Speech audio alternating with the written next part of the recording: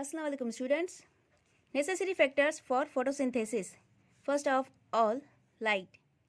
ठीक है, अब लाइट का काम क्या होता है प्लांट्स के प्रोसेस फोटोसिंथेसिस में। अब लाइट को ट्रैप करने के लिए प्लांट्स में मौजूद होता है क्लोरोफिल, जो उन्हें ग्रीन कलरिंग भी देता है और फोटोसिंथेसिस का प्रोसेस भी करवाता है। बट बेसिकली इसका काम होता है लाइट को ट्रैप करना, मतलब कि सन की लाइट को, धूप को प्लांट्स की तरफ खींचना, उसमें स्टोर करना। ठीक है, जैसे ये लाइट को ट्रैप करता है, खींचता है लाइट को प्लांट्स के लीव्स में। ठीक है, लीव्स जो पार्ट होते हैं हमारे प्लांट्स के, उनमें ये मौजूद होता है। वो क्या करता है, लाइट को ट्रैप करता है। लाइट में जैसे कि हमारे मिसाल के तौर पर देख लें कि जीन्स जो होते हैं ना, जो डीएनए होता है उसमें हमारे जीन्स मौजूद होते हैं। वैसे ही हमारी जो लाइट है उसमें से ये फोटॉन्स को लेता है। ठीक है, बेसिकली हो गया कि ये लाइट को ट्रैप करता है, फोटॉन्स को लेता है। किस चीज़ में ये मौजूद होता है, लीव्स में मौजूद होता है। वहीं पर ये लाइट को ट्रैप करता है और वहीं पर फोटोसिंथेसिस स्टार्ट हो जाती है। As light intensity increase, rate of photosynthesis increases. जैसे ही लाइट में इंटेंसिटी, मतलब कि लाइट का पावर बढ़ जाता है, मतलब कि जैसे हम कहें कि गर्मियों के मौसम में धूप तेज़ होती है, वो धूप की तेज़ी, ठीक है, वो जैसे ही बढ़ जाती है उसे इंटेंसिटी कहा जाता है। वो जैसे ही बढ़ जाती है तो वो फोटोसिंथेसिस का प्रोसेस भी इंक्रीज हो जाता है। उसका रेट, किस चीज़ का रेट, फोटोसिंथेसिस का रेट भी इंक्रीज हो जाता है। ठीक है, इस तरह से ये सारी जो है लाइट का प्रोसेस होता है। लाइट इस तरीके से काम आती है फोटोसिंथेसिस में। देन क्लोरोफिल क्या करता है, अगर प्लांट्स में क्लोरोफिल मौजूद ना हो तो वो बढ़ेंगे भी नहीं, और सबसे ज़्यादा उनमें फोटोसिंथेसिस का प्रोसेस स्टार्ट ही नहीं होगा, चाहे उसमें लाइट मौजूद हो, चाहे कार्बन डाइऑक्साइड मिलती हो उसे, चाहे उसे वाटर मिलता हो। क्लोरोफिल के बिना फोटोसिंथेसिस स्टार्ट ही नहीं होगा। ठीक है, क्लोरोफिल इस काम आता है। क्लोरोफिल प्रेजेंट इन क्लोरोप्लास्ट के अंदर क्लोरोफिल मौजूद होता है। ये इसका नाम है क्या, pigment. Give green colour to plants, chloroplast plants को ग्रीन कलर देता है। ये एक पिगमेंट है बेसिकली, और ये सिर्फ ग्रीन कलर ही देता है, not other than green colour. Photosynthesis possible because chlorophyll traps light. ठीक है, बेसिकली इसका काम होता है लाइट को ट्रैप करना। Now temperature photosynthesis is chemical process, so chemical process are all temperature dependent। जैसा कि फोटोसिंथेसिस क्या है, एक केमिकल प्रोसेस है। ठीक है, और सभी केमिकल प्रोसेसेस जो होते हैं वो टेम्परेचर पर डिपेंड करते हैं। अगर टेम्परेचर ज़्यादा होगा तो केमिकल रिएक्शन पर बहुत ही ज़्यादा असर पड़ता है, अगर बहुत ज़्यादा कम होगा तभी बहुत ही ज़्यादा असर पड़ता है। जैसा कि गर्मियों के मौसम में चावल उगाए जाते हैं खेतों में। ठीक है, तो अगर तेज़ गर्मी ना होती तो चावल नहीं उगते, तो वो टेम्परेचर डिपेंडेंट हो गया।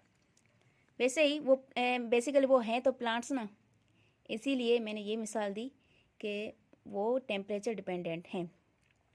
और वैसे ही सर्दियों के मौसम में अलग अलग क्रॉप्स होते हैं फील्ड्स में। ठीक है, अब photosynthesis becomes slow eight above 45 degree और इन कोल्ड टेम्परेचर। फोटोसिंथेसिस कम हो जाता है अगर टेम्परेचर जो है 45 डिग्री से बढ़ जाए, मतलब कि बहुत ज़्यादा गर्मी हो जाए तब भी स्लो हो जाएगा फोटोसिंथेसिस का प्रोसेस। अगर बहुत ज़्यादा सर्दी हो जाए तब भी जो है फोटोसिंथेसिस का प्रोसेस स्लो हो जाता है। Now water, plant absorb water from soil and it's an important factor. जैसा कि आपको पता है कि अगर पानी ना हो तब भी प्लांट्स जो हैं सही से ग्रो नहीं कर पाएंगे। वो पानी का क्या होता है, मतलब काम क्या होता है? पानी प्लांट्स जो है अपने रूट से एब्सॉर्ब करते हैं और पानी और कार्बन डाइऑक्साइड का आपस में रिएक्शन होता है। फिर प्लांट्स जो हैं ग्लूकोज बनाते हैं और ऑक्सीजन बनाते हैं। Now carbon dioxide plants absorb from air necessary for plants. Water soil से, ज़मीन से ले रहे थे प्लांट्स, और कार्बन डाइऑक्साइड कहाँ से लेंगे? एयर से लेंगे। कुदरती तौर पर कार्बन डाइऑक्साइड जो है वो एटमॉस्फेयर में मौजूद होती है, हवा के ज़रिए प्लांट्स जो है वो उसे ट्रैप करते हैं। ठीक है, now move to the respiration in plants. Respiration basically जो है वो फोटोसिंथेसिस के मतलब कि ये रिवर्स प्रोसेस है। जैसे ये उल्टा है, अपोजिट है फोटोसिंथेसिस के। अब देखें, photosynthesis and respiration are main pathways by which cells trap, store and release energy. Photosynthesis और रेस्पायरेशन जो एक ऐसे प्रोसेसेस हैं जिससे प्लांट्स जो हैं एनर्जी को ट्रैप भी कर सकते हैं और स्टोर भी कर सकते हैं, मतलब बचा के भी रख सकते हैं और रिलीज भी कर सकते हैं। बोथ आर इंटरलिंक्ड, दोनों ही आपस में जुड़े होते हैं।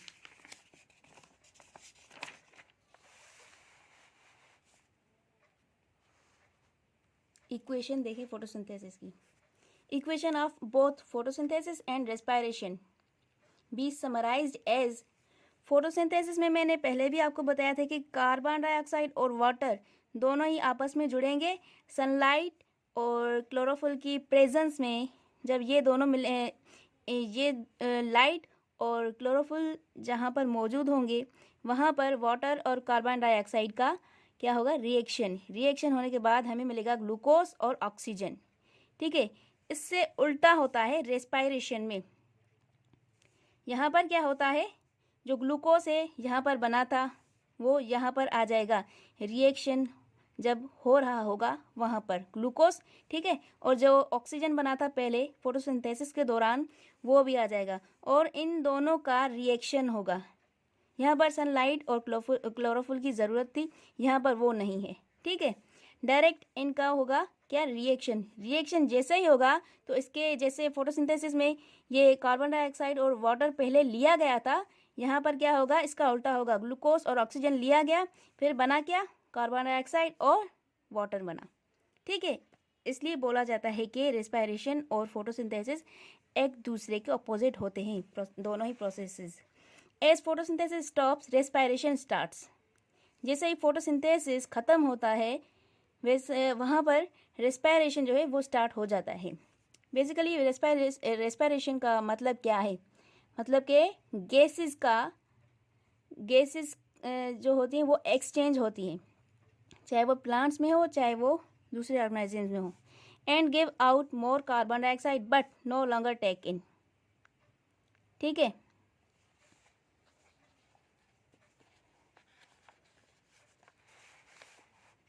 Now comparing photosynthesis and respiration. अब यहाँ पर देखते हैं कि फोटोसिंथेसिस और रेस्पायरेशन में क्या फ़र्क है, इन दोनों को कंपेयर करके देखते हैं। Energy is needed. फोटोसिंथेसिस में एनर्जी नीडेड होती है, मतलब एनर्जी की ज़रूरत होती है, तभी हमारा ऑक्सीजन और ग्लूकोज बन पाता है। और रेस्पायरेशन में एनर्जी जो है वो रिलीज़ कर दी जाती है, यहाँ पर ज़रूरत होती है इसकी, यहाँ पर इसको ख़त्म किया जाता है, रिलीज़ कर दिया जाता है बाहर।